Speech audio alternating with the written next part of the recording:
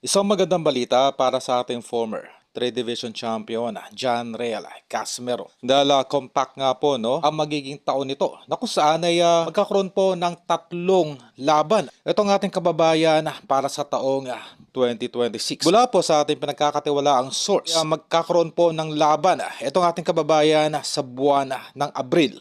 Ganun pa man ay hindi pa po tukoy no, kung sino ang makakalaban ng ating kababayan. Mula dito kay Nakatani, Inoue at Luis Neri. Ganun pa man, isa lamang po ang sigurado. Magkakaroon po ng laban itong ating kababayan sa bansang Japan ngayong darating na Abril.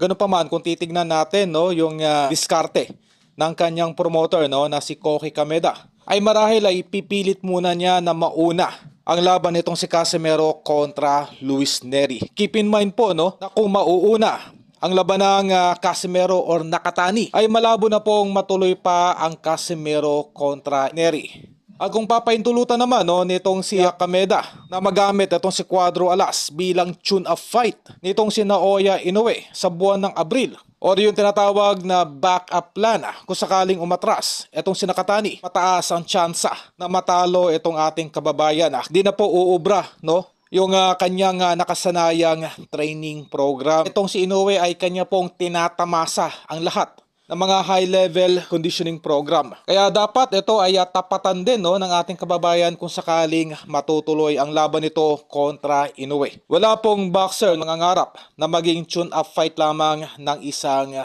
kampiyon.